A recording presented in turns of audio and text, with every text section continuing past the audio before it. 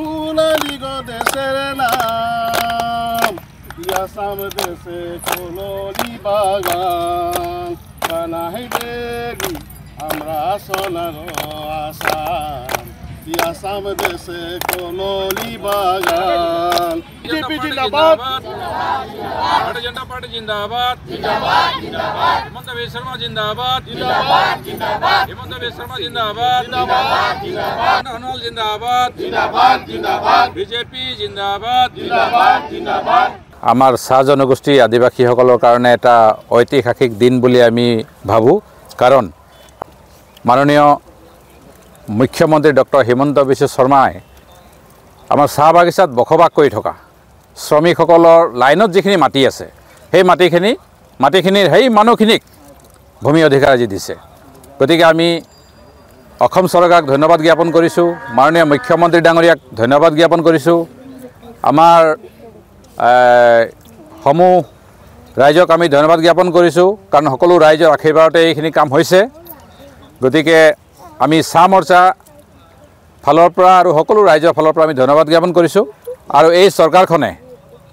কেৱল ভূমি নহয় সকলো দিশতে এই চাহ জনগোষ্ঠী আদিবাসীসকলক উত্তৰণৰ কাৰণে যথেষ্ট কাম কৰিছে শিক্ষাৰ ক্ষেত্ৰতো যথেষ্ট চৰকাৰৰ অৱদান আছে ইয়াৰ পিছত চৰকাৰে স্বাস্থ্যৰ ওপৰতো যথেষ্ট কাম কৰিছে আৰু অন্যান্য দিশতো আমাৰ চৰকাৰখনে যথেষ্ট অৱদান আছে গতিকে আমি চৰকাৰক পুনৰবাৰ আমি ধন্যবাদ জ্ঞাপন কৰিছোঁ আৰু এনেধৰণৰ মুখ্যমন্ত্ৰী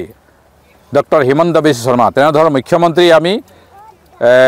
ভৱিষ্যতেও বিচাৰোঁ আৰু আমি ভাল পাইছোঁ আমি শুনি খুব ভাল লাগিছে আমাৰ গোটেই চাহ জনগোষ্ঠীসকলে খুব আনন্দিত হৈছে আজি যে আমি ইমান দিনৰ পৰা এনেকুৱা এটা আমি ভূমিপট্টা বা যিকোনো ক্ষেত্ৰত আমি পোৱা নাছিলোঁ আজি যেতিয়া আমি ভূমিপট্টা পোৱাৰ কথা শুনিলোঁ তেতিয়াৰ পৰা আমি খুব আনন্দ হৈছোঁ হয় আগৰ চৰকাৰে এনেধৰণৰ একো ব্যৱস্থা লোৱা নাছিল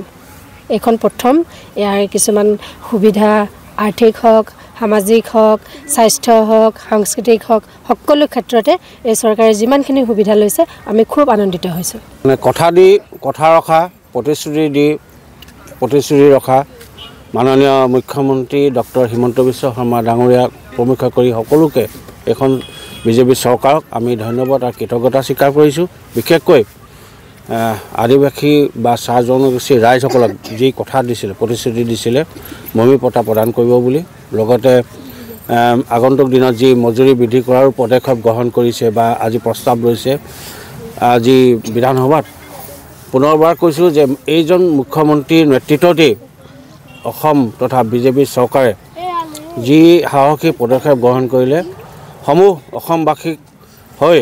আৰু আজি খোৱাং বাগানত আমি উপস্থিত হৈ মাননীয় মুখ্যমন্ত্ৰী ডাঙৰীয়াক শুভেচ্ছা জ্ঞাপন কৰিছোঁ আৰু আজি এই ঠাইতে আমি আদিবাসী মানুহখিনিৰ মাজত এটা আনন্দ ফূৰ্তি কৰিবলৈ সুবিধা পাইছোঁ